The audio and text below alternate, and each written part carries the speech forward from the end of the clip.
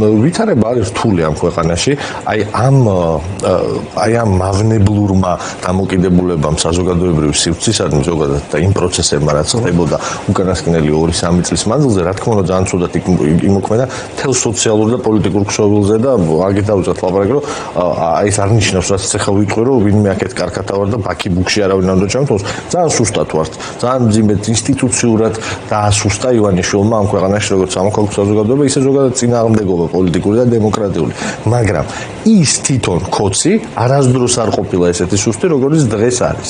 იმიტომ იქცევა ისე აგრესიულად, იმიტომ აქ ეს რაღაცა კუთხეში მოწყობილი ვირთხის სინდრომი გახდა რაღაცა მათი მოდუს ოპერანდი, მაგრამ ფაქტია, რომ ისინი ძალიან ცუდად არიან. როდესაც ხელისუფლება ამ ვითარებაში ხო, ეს ერთის მხრივ უნდა იყოს განხილული აუცილებლად როგორც ერთგვარი შესაძლებლობა. ანუ მორალური საყრდენი ამაზე ვლაპარაკობთ ახლა განსხვავებით. მორალური საყრდენი დიდი ხანი ამ ხალხს აღარ აქვს, მაგრამ ამ ხალხმა დაკარგა ყველანაირი გარანტია და იცით რა, ნებისმიერი რეჟიმი, რომელიც არ დგას დემოკრატიულ პრინციპებზე, რომელიც არ დგას რაღაცა ელექტორალურ მხარდაჭერაზე და საჯარო სახალხო მხარდაჭერაზე, ის რაღაცა სხვა რაღაცეებზე დგას, ხო? კოცები რაზე დგას? კოცური სისტემა დგას კორუფციაზე და კოცური სისტემა დგას პროპაგანდაზე. ჩემი აზრით ეს ორი რაღაც არის. ამიტომ რომ შეუძლებელია, რომ ამ ქსოვილშიც კი უკვე ძალიან ისეთი სუდათ არ მინდა გამომივიდეს, მაგრამ ის რაღაცა სუპი მაგ სუპს აუჭამ კატეგორიის ქართული ოცნების მხარდამჭერმაც იქ შეუძლებელი ხო ის ხო პროპაგანდის მსხვერპლია, მასზე პროპაგანდა, აი ესეთ ჩვეულებრივი ის არის რა ქვია, შესასწავლია ეს პროცესი რო ჩაივლის ადამიანის ფსიქოლოგიაზე რაზე მოქმედება. ის ხო პროპაგანდის შედეგი არის ის კაცი რომელიც გეუბნება რომ რა სუპს აუჭამ და ეგ მაგ და მთავარი მშვიდობა იყოს.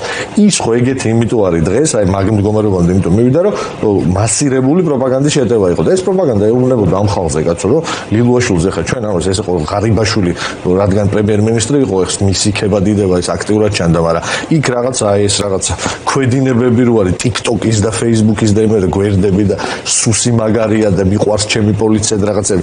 იქ ხო რავი, აი გომელაურის, ლილუაშვილის, ანუ აი ეს პროპაგანდა ხო ამ ხალხზე ამბობდა, რომ ღმერთკაცები არიან, რომ რა ვიცი, ამაძე დიდი პატრიოტები, საქართველოს მოტრფეალები არ არსებობს და უცებ აი ერთ წუთში ყველა ამ ადამიანზე ეუბნები, რომ ესეთი ნაძირალა გათახსირებული, ერთი ბავშვების ფულს ჭამდა ბაგაბაგის, მეორე ჯარს ტანსაცმელს პარავდა, მესამე კოლ-ცენტრებს ფარველობდა და რა მყლეფავი იყო, აფერისტი იყო, ჩვეულებრივი და ტრანსნაციონალურ დანაშაულში იქ ვიღაცა ნარკოტიკებს იმაშვებოდა, ფარველობდა. აი ეს ყველაფერი ხა გომელაური ის არის, ერთი კაცი რომ არ დაუჭერიათ, მაგრამ რა ყველა ხვდებით გომელაურიც რა დღეში არის. მთელი ეს ელიტა პოლიტიკური აღმოჩნდა რაღაცა სანაგვეზე განსაღები და საყრდენი აღარ არსებობს არავითარი. შენ სწორად ახსენე ელიტები მათ შორის, რომელსაც ვეღარ ხედავს კორუფცია თუ აღარ არის. პროპაგანდა თუ ვეღარ ფუთავს ამას, რაღაცა მორალური იმას აძლევს. ხო, აქ ძალიან მნიშვნელოვანია, ჩვენ შეიძლება ვიდახოთ, რომ კოცები უნამუსო ხალხია და საერთოდ ფეხებზე კიდიათ მორალი, მაგრამ ნებისმიერ ადამიანს ჩვეულებრივი адам ჰომო საპიენსი ესე არის ფორმირებული, რომ რაღაც გამართლება უნდა მის ტვინში მაინც, რაღაც მექანიზმი უნდა არსებობს, მითი უნდა არსებობს, რითიც ამართლებს მაგალითად თავის ამ ნაძირლობას, რა ვიცი მე, ერთი რიგითი ისა რა ქვია, გორდულაძე თუ ვიღაცა არარაობა რო არის ახლა ჩემ კოლეგებს რო უჩივის ლაპარაკის გამო, ეგეთი არაკაცი როგორ უნდა იყო მართლა საჯარო სივრცეში შემოხვიდა და მაგიდან ის გააზრება არ კონდეს, რომ რა საჯარო სივრცეში ხო რაღაცას გეტყვიან, რომელიც არ გესიამოვნება და მაგის გამო პატარა გოგონას ავით იმის. აბა რა ნახავთ ხრელებს, იმასაც შევასწრებთ. ხო, ნუ აი რაღაც არ ნახული არარაობა. რაღაცა ჯიში არის. აი მაგ არსებას ხო ჭირდება რაღაც მორალური საყრდენი, მიუხედავად იმისა, რომ დარწმუნებული ვარ, რომ რაღაცა ძალიან მინიმალური ჭირდება, მაგრამ ეგ აღარ არსებობს. კონცეფციაში არსებობს ორი მთავარი რაღაცა დღეს, ანუ კორუფცია საშიში გახდა, კორუფცია რითიც ცხოვრობენ, რითიც აი შემოიკრიბა ეს ელიტა და შექმნა ეს ახალი, გამოიყვანა ახალი ჯიში რაღაცა ვამპირების, რომლებიც დღისითაც გარეთ გამოდიან აი რაღაც ახალი კოცების, ეს კორუფციით გამოყვანილი ხალხია და მეორე კაცო პროპაგანდა ხო ჭირდება, რომ ეს ყველაფერი შეფუთოს, რომ მართლა ნაძირლები კი არა ვართ რაღაცა აი აქამდე იმაში ქაქში რო გვაქვს ხელები, არამედ ჩვენ ვართ პატრიოტი ხალხი და ორივე საყრდენი შეურყია, იმიტომ რომ ჩემი აზრით აქ პარანოიული ელემენტი მნიშვნელოვანია. მე არ მგონია რომ ეს ჯანსაღი პროცესი არის, ან რაიმე ფორმით ძალიან ნაფიქრია ივანიშვილის მხრიდან დაშგულისხმობთ, ეხლა ჯანსაღი რა თქმა უნდა არ არის, მაგრამ ნაფიქრია და გათვლილია ყველა ნაბიჯი. არ მგონია რომ აი დეტალურად ხონდა ეხლა გათვლილი ლილუაშვილს როგორ გამოამწყდება მე-12 იმაში რა ქვია, ციხეში რუსთავის ან ღარიბაშვილს. არა, ეს არის მისი პრობლემების ზედაპირზე ამოტივტივება და აი ამას ვადევნებ თვალყურს, ამიტომ ეს გვაძლევს ერთგვარი ოპტიმიზმის საშუალებას, მაგრამ ნუ თუმცა ოპტიმიზმი ჭირდება რაც კომპლექტური პროცესი, რომელიც თან ახლავს. ხო და საერთოდ ამ პროცესი არ არის, ამიტომ ხო. ხონდა ამ პროცესზე ვილაპარაკოთ, რომელიც ამასთან უნდა ახდეს. ძალიან რთული და ცუდი წელი იყო ეს 25 წელი, ბევრი თვალსაზრისით და შემოდგომა კიდე განსაკუთრებულად მძიმე იყო მორალური თვალსაზრისით, რატო? იმიტომ რომ დაპირისპირებული იყო ოპოზიციური ჯგუფები ერთმანეთს და ჩვენ გვახსოვს, ხო? მძიმე სხვადასხვაობა თვითმმართველობის არჩევნებთან დაკავშირებით. კი ბატონო.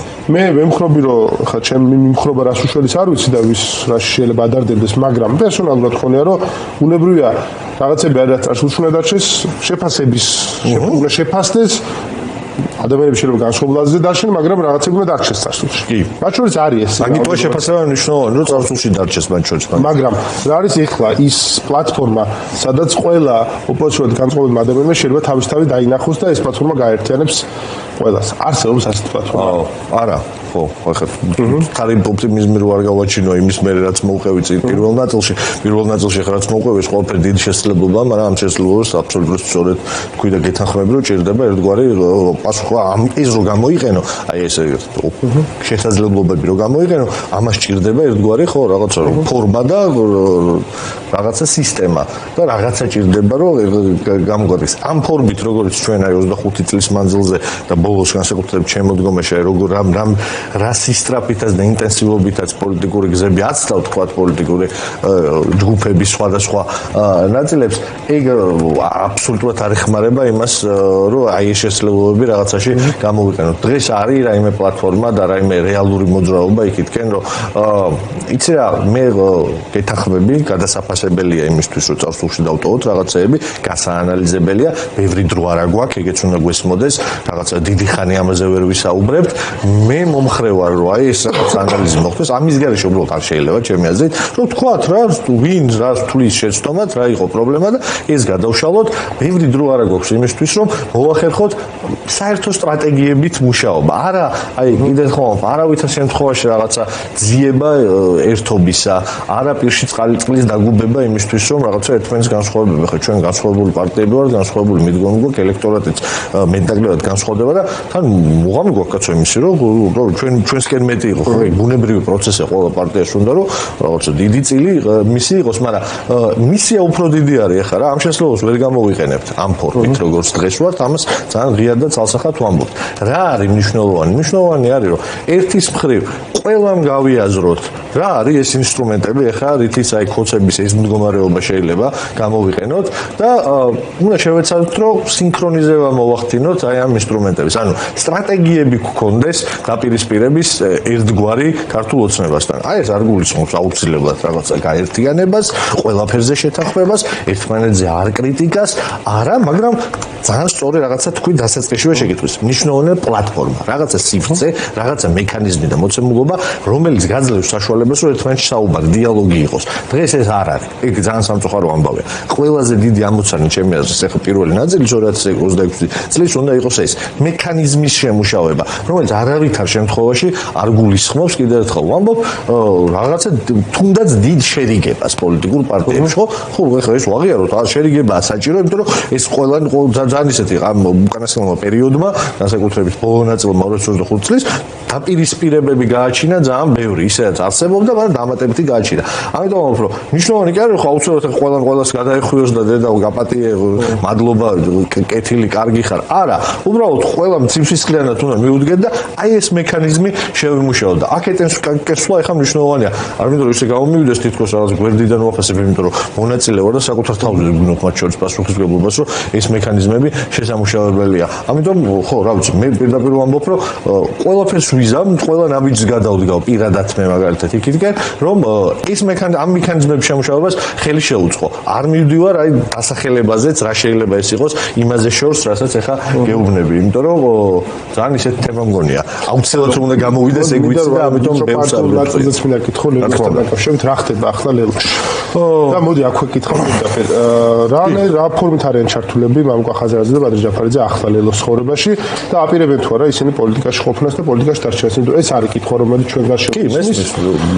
ჩვენ არ გამოჩენილან კარგახანია და არსებობს რაღაც საუბრები იმაზე რომ ნუ არც ქვეყანაში არ არიან რაღაც არ ვიცი დაგიწყებით მაგრამ მინდა კითხო ამ გეკითხები პირდაპირ სად არიან რას აკეთებენ რას აპირებენ არიან პოლიტიკაში აქტიურად ჩვენ ეხლა გვართ იმ ფაზაში, რაშიც ეხლა ძალიან პირველ რიგში იმ ფაზაში ვართ ლეილო როგორც პარტია, რაშიც გაცემს დასწრის როგორც ყველანი ვართ, ვინც ოპოზიციურად ვართ განწყობილები, ანუ რთულ პოლიტიკურ პროცესში, რთულ ვითარებაში, ისინი ჩვენ ეხლა დაწყებული ბადრის და მამუკას წინააღმდეგ სისხლის სამართლის საქმეების აღძვრით, ყველანაირ მექანიზმი რაც გააჩნიათ, იქნება ეს რაღაც, არ ვიცი, ადგილობრივ ჩვენ ორგანიზაციებზე, რეგიონებში დაშინება და რაღაცა მცდელობები, გადაბირების და შემდეგ, ყველაფერს აკეთებენ, ხო გვიზღუდავენ, ყველაფერს გვიზღუდავენ, ის შეზღუდვათ შეუძლიათ, მაგრამ ნუ ვცდილობთ რომ ფორმა შევინარჩუნოთ, ბადრი და მამუკა უბრალოდ საჯაროდ არ არიან უკანასკნელი პერიოდი, თორემ მინდა ცალსახად ოფიციალურად და პირდაპირ თქვა, რომ ისინი არიან აქტიურები პარტიულ ცხოვრებაში, აქტიურები ჩვენ შიგნით პოლიტიკურ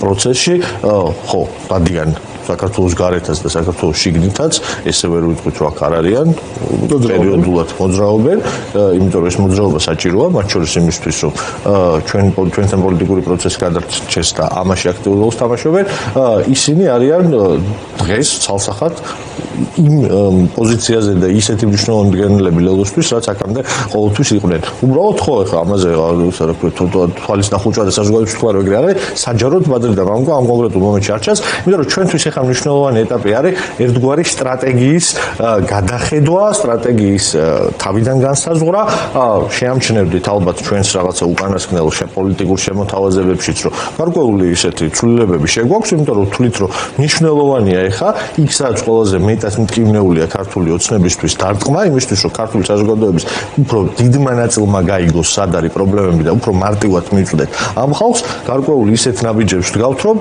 და პოლიტიკური რაღაც თემები შემოგვაქვს, რომლებიც მგონია, რომ ამ მიმართულებით უკეთეს შედეგს გამოიღებს ჩვენთვის და ამას ვაკეთებთ პირდაპირ ვიტყვი და ისეთ თემებზე ვაქცენტირებთ ბოლო დროს, რომელიც მგონია, რომ გარკვეულ რაღაცა ახალ ელექტორალურ კატეგორიებთან მიგვიყვანს, ეს იქნებოდა თუნდაც ჩვენი აღმოჩენა და ეს რაღაც აქტიური კამპანია, რომელიც ვაწარმოებთ და ვთვლი, რომ ძალიან სწორი და სასარგებლო კამპანია იყო იგორ ხილსთან მიმართებაში, იმიტომ რომ ძალიან ბევრმა ადამიანმა, რომელიც არ იყო განწყობილი ქართული ოცნების მიმართ და აი ამ კუთხით კრიტიკულად არ დაუსვას, მგონია, რომ 100 ადამიანებთან ვილაპარაკეთ და მივწვდით, ეხლა ძალიან აქტიურები ვართ ამ ფასების მიმართულებით, მოკლედ აი ამ რაღაცა სტრატეგიული გადახედვის პროცესში ვართ და რა ვიცი, ძალიან მალე საჯაროდაც ვიხილავთ მაგალითად ჩემი პარტიის ლიდერებს, მაგრამ ნუ ხო, ამ მომენტისათვის ეს ვითარება არის.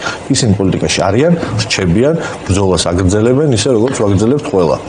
იცი რა, კარგი მოსასმენი არის ეს გულსpäად გეტყვი, იმიტომ რომ მე მგონია რომ მნიშვნელოვანია და თითოეული ადამიანი არის ძალიან მნიშვნელოვანი და თითოეული ადამიანი რომელსაც აქვს ნება რომ ჩაერთოს ამ პროცესში ძალიან მნიშვნელოვანია და მამუკა ხაზარაძე და ბადრი ჯაფარიძე ეს ჩართულობა ძალიან მნიშვნელოვანია. ბევრი გარემოების გამო საქართველოს ამ თემაზე არ გვიყვარს კიდე ლაპარაკი, მაგრამ დიდარი ხალხია, რომელსაც ძალიან ბევრი რამე შეცვლა შეუძლია. ვთქვათ, რომ ძალიან მნიშვნელოვანია არ ლაპარაკობთ ხოლმე საქართველოს ხო ფულზე ლაპარაკი. ხო, თითქოს ტეხავს და არ ტეხავს რა. ბოდიში ამ სიტყვაზე, მაგრამ აი ბოდიში უნდა დააყო. უნდა დააყო უკაცრავად, მაგრამ ეს არა რა, ბოდიში, მაგრამ ამაცინაც ბაზარში ვიყავით, საქართველოში ამაყურებენ ხოლმე.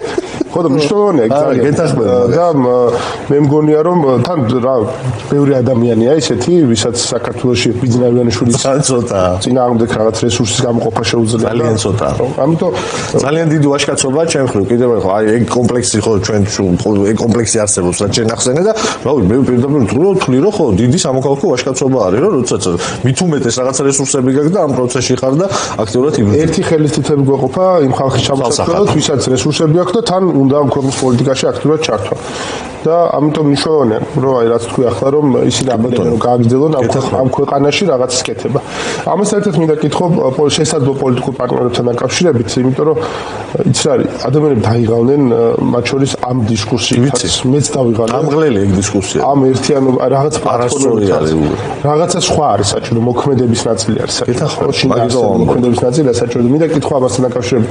არსებობს თუ არა სივრცეები სხვა პოლიტიკურ აქტორებთან, საზოგადოებრივ აქტორებთან სასაუბროთ. მათ შორის წარსული აი ამ დაპირისპირების გადალახვისათვის ეს ძალიან მნიშვნელოვანია. სიტუაცია უნდა გადაწყდეს. აუცილებელია. აი მათ შორის დაძაბული, გაფრჩებული ურთიერთობებისათვის მნიშვნელოვანია რომ პირველი ნაბიჯები გადაიდგას, უსიამოვნო შეიძლება იყოს ეს პირველი შეხებები, მაგრამ მაგის მერე იწყება უკვე აბსოლუტურად ახალდების ურთიერთობა. ეხლა გავუთავებთ რომ ვიძახო რომ აი გადავაფასოთ, დავილაპარაკოთ, ეს ისეთია, ის ისეთია, ამიტომ გავსხვადებით.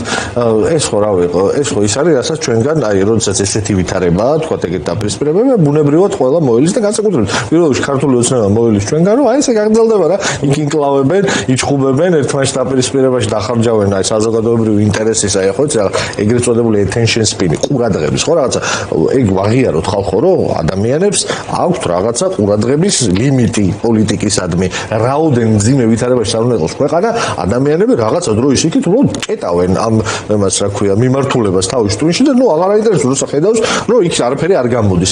არ უნდა ვაკეთოთ ისეთი რაღაცეები, რისი მოლოდინიც არის, რომ აი ხა ესე წავა რა, ესენი დაპირისპირებულები იქნებიან, ამიტომ ვახსენე ჩემი პირადი პასუხისმგებლობა და კიდე ერთხელ ვიტყვი, რომ მე მათ შორის საკუთარ თავზე ვთვლი ამ პასუხისმგებლობას და ხა ამ შემთხვევაში შემიძლია ჩემზე ვილაპარაკო და იმ ძალისხმევაზე, რომელიც შეიძლება ჩემ პარტიაში მქონდეს.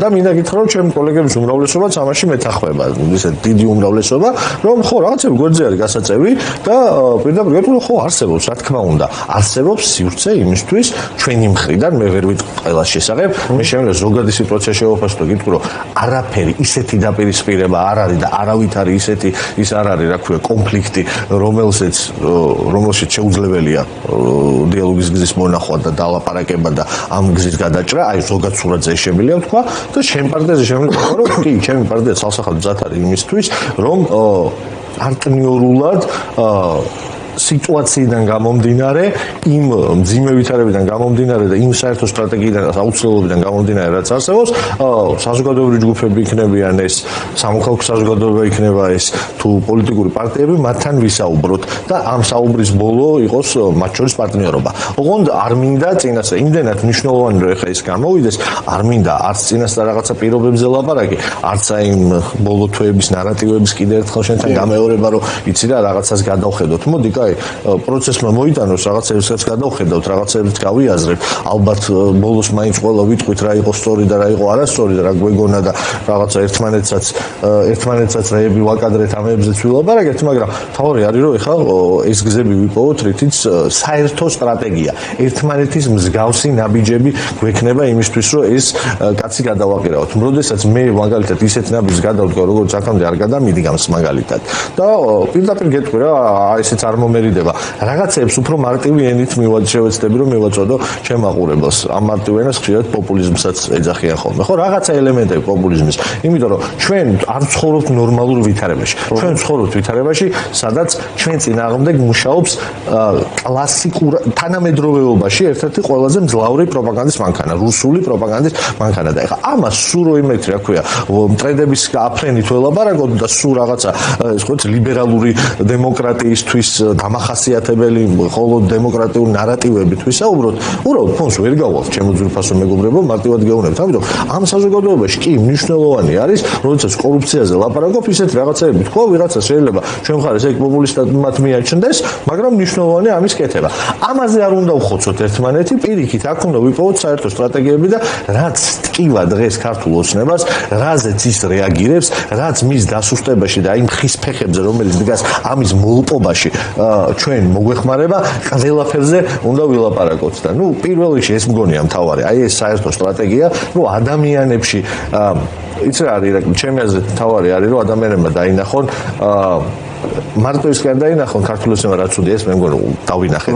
ალტერნატივა არის ძალიან მნიშვნელოვანი. გადაწყვეტილებაში ცვლილების არის განცდა რომ არსებობს ალტერნატივა. და ეს ალტერნატივა რო არსებობს, ხო, რაღაცეებზე რაზეც ხოცმა შეაშინა პირდაპირ თქვა ქართულ ოცნებამ შიშზე დააფუძნა მისი უკანასკნელი 3 წლის პოლიტიკა, რაზეც შეაშინა ქართულმა ოცნებამ. ამებზე უნდა უთხრათ ჩვენ ჩასათქმელი, რომ ხო, რავი, არ არის რა, ეგ საშიში და ამაზე გვაქვს რაღაცა ალტერნატიული მიდგომა, რომელიც არ გულისხმობს იმას, რასაც ხოცი გეუბნება ჩვენზე, რომ აუცილებლად ომი გვინდა და უბედურება და რაღაცა რეპტილიოიდთა რასისტვის და დიპ სტეიტისთვის ამ ქვეყნის ჩაბარება. სამწუხაროდ აქავართ ახლა რა ვაღიაროთ, რომ ამ ყველაფერმა ძალიან მაგრა იმოქმედა ამ საზოგადოებაზე. ჩემი აზრით, ისე იმოქმედა, რომ კიდე 10 წლეულები აი ამ რაღაცა კოლექტიური ფსიქოლოგიური შოკიდან ეს საზოგადოება ვერ გამოვა. ისეთ რაღაცეები გაუკეთა ივანიშვილმა უკანასკნელი 2-3 წლის მანძილზე. ეს მარტივი სალაპარაკო თემა არ არის. მომავალში მოგვიწევს ამის ბევრი კვლევა, მაგრამ დღეს კვლევის დრო არ არის. დღეს არის ნაბიჯების გადადგმის დრო და საქმის კეთების დრო და რა ვიცი, ჩვენ ამისთვის ვართ. მადლობა ძალიან დიდი.